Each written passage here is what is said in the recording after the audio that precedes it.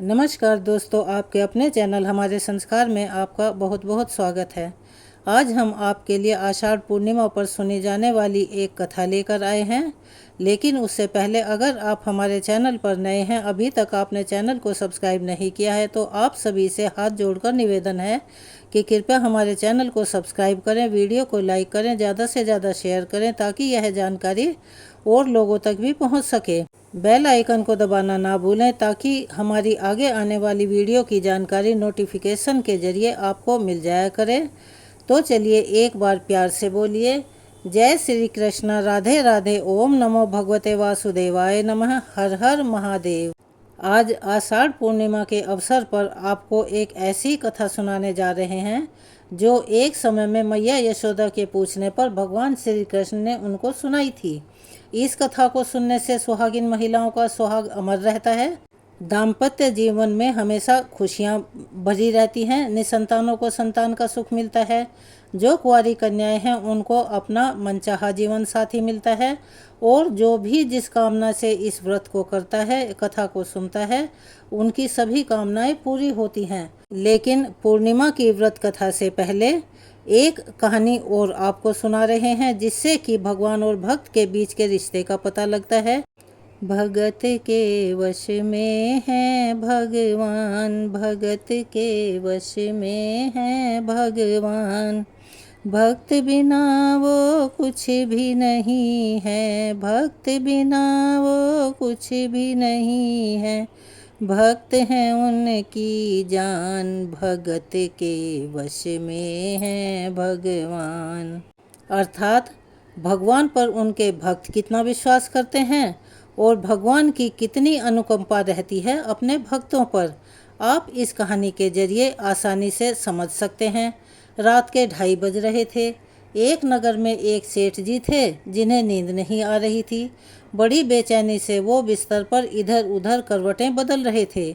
बार बार कोशिश करने पर भी उनकी नींद उनकी आंखों से कोसों दूर थी और उनकी आंखों में नींद का नाम निशान नहीं था।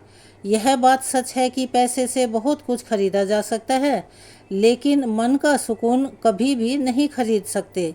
मन का सुकून तो भगवान की भक्ति में ही होता है।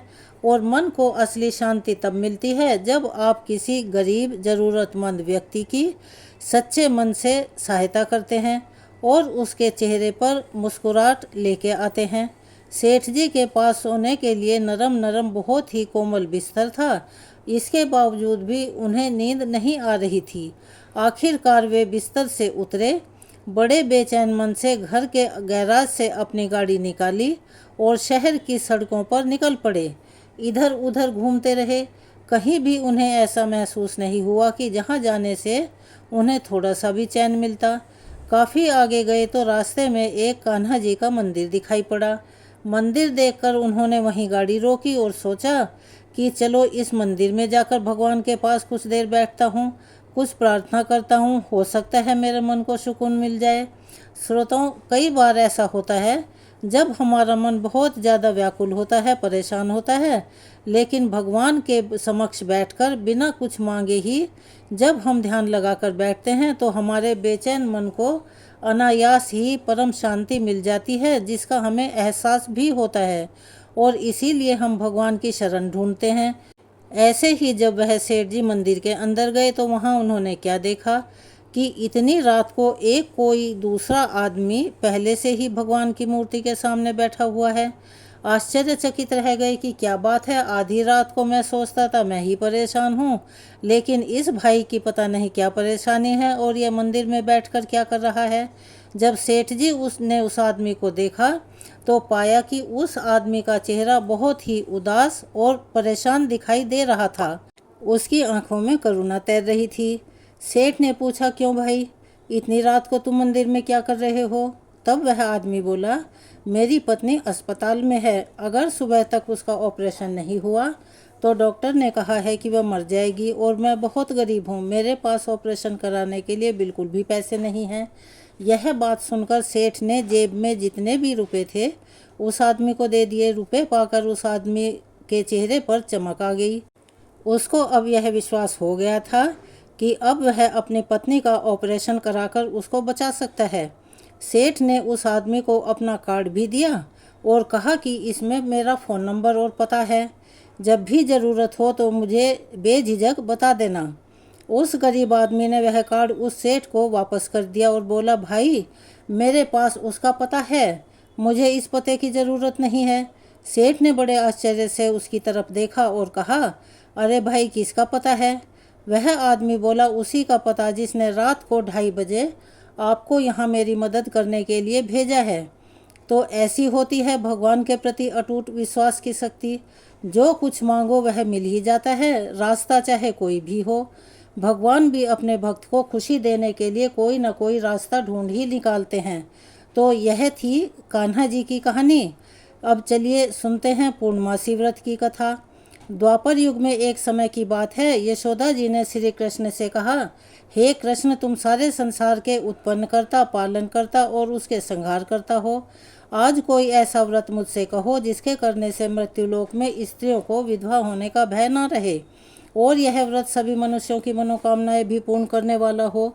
तब श्री कृष्ण कहने लगे, हे माता, आपने अति सुंदर प्रश्न किया है। मैं आपसे ऐसे ही व्रत को विस्तार पूर्वक कहता हूँ। सौभाग्य की प्राप्ति के लिए स्त्रियों को 32 पूर्णमासी का व्रत करना चाहिए। इस व्रत के करने से स्त्रियों को सौभाग्य संपत्ति मिलती है। व्रत अचल सौभाग्य देने वाला है और भगवान शिव के प्रति मनुष्य मात्र की भक्ति को बढ़ाने वाला है। तब यशोदा जी कहने लगी, हे कृष्ण, सबसे पहले इस व्रत को मृत्युलोक में किसने किया था? इसके विषय में भी मुझे विस्तार पूर्वक बताओ। तब श्री कृष्ण कहने लगे कि माते, इस भूमंडल पर एक अत्यंत प्रसिद्ध राजा चंद्रहास पालित अनेक प्रकार के रत्नों से परिपूर्ण कार्तिका नाम की एक नगरी थी। वहाँ पर धनेश्वर नाम का एक ब्राह्मण था और उसकी पत्नी अत्यंत सुशीला और रूपवती थी। दोनों ही उस नगरी में बड़े प्रेम के साथ रहते थे। घर में धन धान्य आदि की कोई कमी नहीं थी, लेकिन उन्हें सबसे बड़ा एक दुख था कि उनके घर में कोई भी संतान नहीं थी। इस दुख से वह अत्यंत दुखी रहा करते थे। एक समय एक बड़ा तपस्वी योगी उस नगरी में आया। वह योगी उस ब्राह्मण के घर को छोड़कर अन्य सभी के घरों से भिक्षा लाकर भोजन किया करता था। एक दिन वह योगी रूपवती से भिक्षा न लेकर किसी दूसरे घर से भिक्षा लेकर गंगा किनारे जाकर भिक्षा में मिले अन्न को प्रेम पूर्वक खा रहा था कि धनेश्वर ने देखा। योगी का यह सब कार्य देखकर अपनी भिक्षा के अनादर से वह दुखी होकर बोला, महात्मा, आप सभी घरों से भिक्षा लेते हैं किंतु मेरे घर की भिक्षा कभी ग्रहण नहीं करते, इसका क्या कारण है? तब योगी ने कहा कि निसंतान के घर की भीख पतितों के अन्न के समान होती है। जो पतितों का अन्न खाता है वह भी पतित हो जाता है। क्योंकि तुम निसंतान हो, इसीलिए पतित हो जाने के भय से मैं तुम्हारे घर की भिक्षा नहीं लेता। धनेश्वर ने यह बात सुनकर अपने मन में बहुत ही दुखी हुआ और हाथ जोड़कर योगी के पैरों में गिर पड़ा और विनय भरे स्वर से कहने लगा, महात्मन, अगर आप ऐसा है तो आप ही मुझे पुत्र प्राप्ति का कोई उपाय बताइए। आप तो सब कुछ जानने वाले हैं, मुझ पर यह अवश्य ही कृपा कीजिए। धन की मेरे घर में कोई कमी नहीं है, किंतु कोई पुत्र न होने के कारण मैं और मेरी पत्नी अत्यंत दुखी हैं। आप मेरे इस दुख को दूर करें। यह सुनकर योगी कहने लगे, हे ब्राह्मण, तुम देवी चंडी की आराधना करो। फिर घर आकर उसने अपनी पत्नी से सारा वृतांत कहा और खुद तपस्या करने के लिए वन में चला गया। वन में जाकर उसने देवी चंडी की उपासना की और उपवास किया। चंडी देवी ने 16वें दिन उसको स्वप्न में दर्शन दिए और कहा, हे धनेश्वर, जा, तेरे घर में पुत्र होगा, परंतु वह 16 वर्ष की आयु में ही मृत्यु को प्राप्त हो जाएगा। अगर तुम दोनों पति पत्नी 32 पूर्णमासियों का व्रत विधि विधान पूर्वक करोगे तो वह दीर्घायु होगा। जितनी तुम्हारी सामर्थ्य हो आटे के उतने दिए बनाकर शिवजी का पूजन करना, किंतु पूर्णमासी को 32 की संख्या में पूरी हो जानी चाहिए। प्रातः काल होने पर इस स्थान के पास ही तुम्हें एक आम का वृक्ष दिखाई देगा।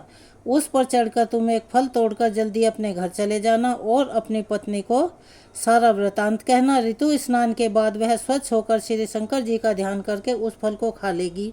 तब शंकर भगवान की कृपा से उसको गर्भ ठहर जाएगा।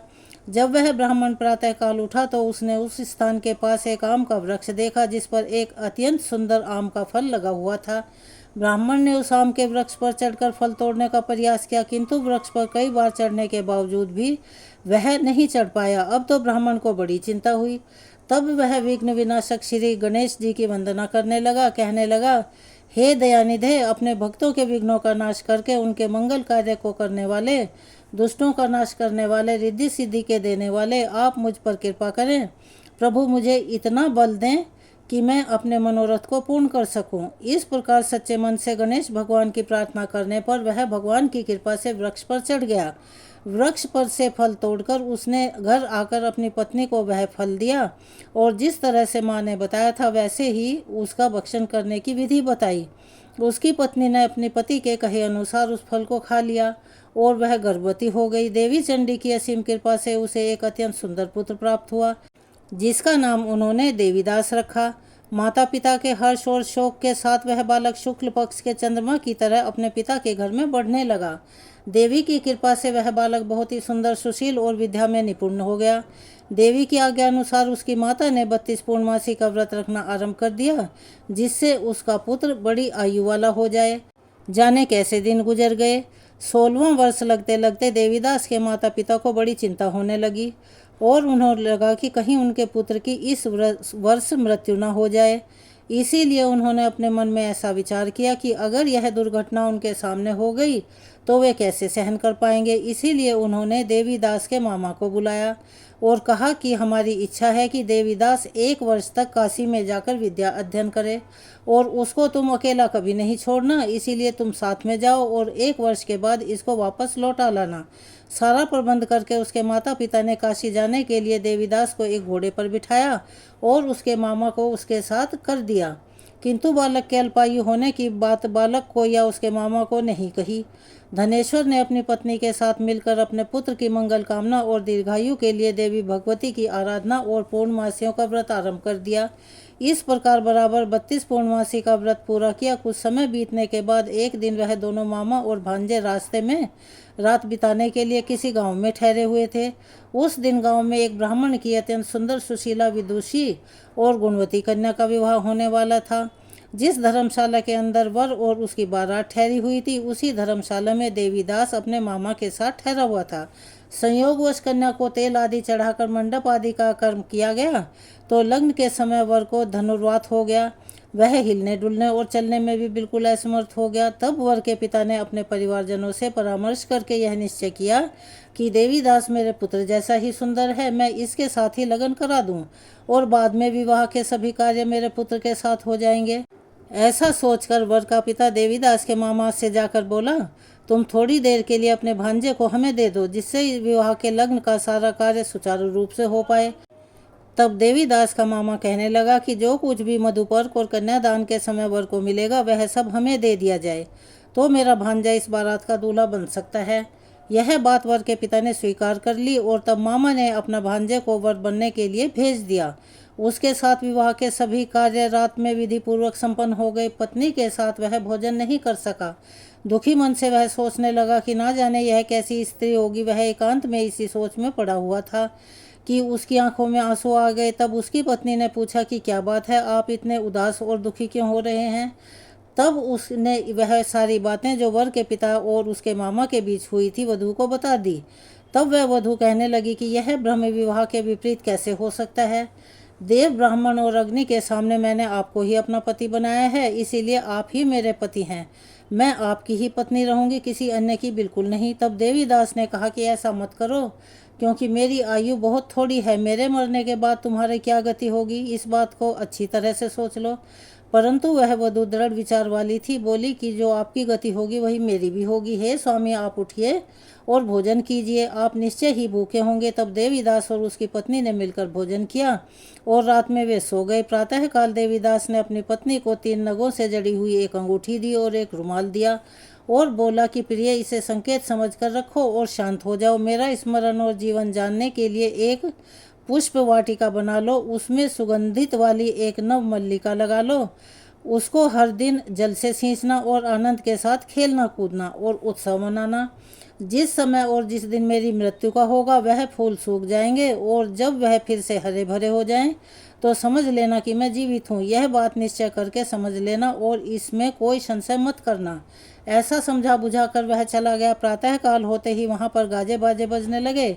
जिस समय विवाह के कार्य समाप्त करने के लिए वर तथा सब बाराती मंडप में आए तो कन्या ने वर को भली प्रकार से देखकर अपने पिता से कहा कि यह मेरा पति नहीं है, मेरा पति वही है जिसके साथ रात मेरा विवाह हुआ था।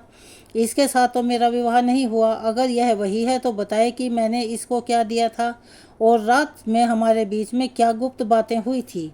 वह सब बताई बातें पिता ने उसके कहे अनुसार वर को बुलवाया। कन्या की सारी बातें सुनकर वह कहने लगा कि मैं कुछ नहीं जानता। इसके बाद वह लज्जित होकर अपना सा मुँह लेकर चला गया और सारी बात भी अपमानित होकर वहाँ से लौट गई। जैसे आई थी वैसे ही वापस चली गई। तब भगवान श्री कृष्ण आगे बोले, हे माते, इस प्रकार देवीदास काशी विद्या पढ़ने के लिए चला गया। जब कुछ समय बीत गया तो काल से प्रेरित होकर एक सांप रात के समय उसको डसने के लिए वहां आया। उस विषधर के प्रभाव से उसके बिस्तर के चारों ओर विष की ज्वाला से वह बिस्तर विषैला हो गया, परंतु व्रतराज के प्रभाव से उसको वह सांप काट नहीं पाया, क्योंकि पहले ही उसकी माँ ने 32 पूर्णमासी का व्रत कर रखा था। इसके बाद मध्याह्न के समय स्वयं काल वहां पर आया और शरीर से उसके प्राणों को निकालने का प्रयास करने लगा, जिससे वह मूर्छित होकर धरती पर गिर पड़ा। भगवान की कृपा से उसी समय देवी पार्वती जी के साथ श्री शंकर जी वहां पर आ गए। उसको मूर्छित दशा में देखकर देवी पार्वती कहने लगी, भगवान से प्रार्थना की कि हे प्रभु, इस बालक की माता ने पहले 32 पूर्णमासी का व्रत किया था, जिसके प्रभाव से भगवान आप इसको प्राणदान दे दीजिए। देवी के कहने पर भक्तवत्सल भगवान ने उसे प्राणदान दे दिए।